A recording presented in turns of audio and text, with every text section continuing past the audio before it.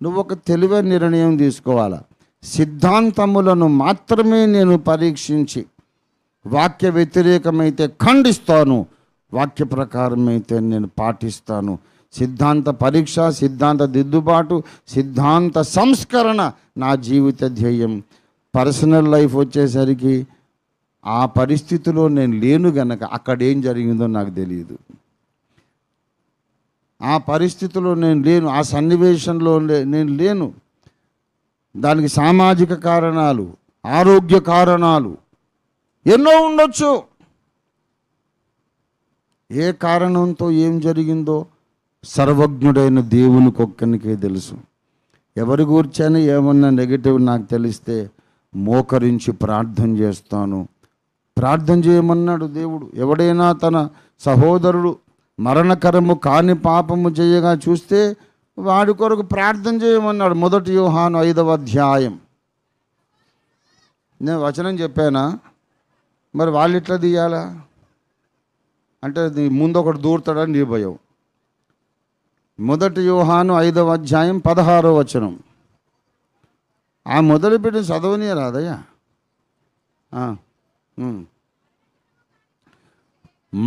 తన సహోదరుడు మరణకరము కాని పాపము చెయ్యగా ఎవడైనా చూచిన ఎడ్ల, విన్న ఎడ్ల కాదు, కళ్ళారను చూసి నీకు తెలిస్తే అప్పుడు ఏం చేయాలి? ఏమండి చెప్పరేంటి? యాకోబు గారు నువ్వు చెప్పు. అతడు వేడుకొని అంటే అర్థం ఏంటి? ప్రార్థన చేయాలి. నా సహోదరుడు ఒక తప్పు చేస్తున్నాడు, నేను కళ్ళారా చూశాను అని ముందు ఇంటికి పోయి కన్నీరు గార్చి ప్రార్థన చేయాలి. అప్పుడే నువ్వు క్రైస్తవుడివి, అప్పుడు విశ్వాసివి, అప్పుడు భక్తిపరుడివి. నా తమ్ముడు ఒక తప్పు చేయగా నేను చూశాను, యేసయ్యా నా తమ్ముడిని కాపాడమని కన్నీరు గార్చి ప్రార్థన చేయాలి. మా అన్నయ్యలో ఈ తప్పు ఉంది, నాకు ఇప్పుడే తెలిసింది అని ముందు దేవునితో మాట్లాడాలి. ఒక గొప్ప భక్తుడు ఈ మాట అన్నాడు.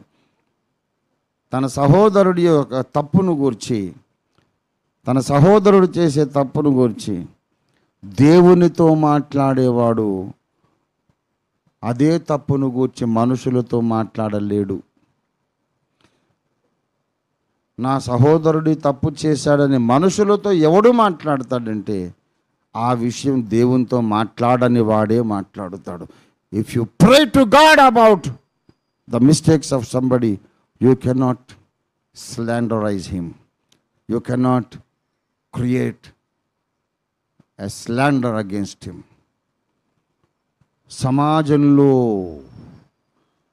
ఒక దుష్ప్రచారాన్ని మొదలు పెడుతున్నామంటే అర్థం ఏంటంటే నువ్వు మోకరించి కన్నీరు గార్చి అతను కొరకు ప్రార్థన చేయలేదన్నమాట. You did not pray. అతడు వేడుకొనును అన్నాడు. మరణకరమైన పాపం చేస్తే వేడుకోవాలని నేను చెప్పడం లేదు. ఏంటి మరణకరమైన పాపం? యేసు ప్రభువే వేస్టు, శిలువ రక్తమే దండగా, అసలు యేసు ప్రభు దేవుడే కాదు అని యేసును దూషించి, శిలువ రక్తాన్ని దూషించి, దేవుని కుమారుని పాదాలతో త్రొక్కి నిబంధన రక్తాన్ని అపవిత్రమైందిగా అది మరణకరమైన పాపం. అట్లాంటిది చేస్తే ఇంకా వాడు మారు మనసు పొందడం కష్టం కనుక వాడి కొరకు ప్రార్థన చేయొద్దు, దేవునికి అప్పగించేసేయి. కానీ అది తప్ప యేసును, యేసు రక్తాన్ని కాళ్ళతో త్రొక్కి అపవిత్రపరిచే ఆ భయంకరమైన పాపము తప్ప ఇంకేది మరణకరమైన పాపం కాదు. మరణకరం కాని పాపం ఎవడైనా చేస్తే నీకు తెలిస్తే ముందు ఇంటికి వెళ్ళి మోకరించి ప్రార్థన చేయాలి. నువ్వు ప్రార్థన చేయగలిగితే అతన్ని గురించి నువ్వు మాట్లాడలేవిక. వేరే వాళ్ళ తప్పును గురించి మాట్లాడుతున్నాడంటే వీళ్ళు మోకరించలేదు, అతన్ని గురించి దేవునితో విజ్ఞాపన చేసి వేడుకోలేదు.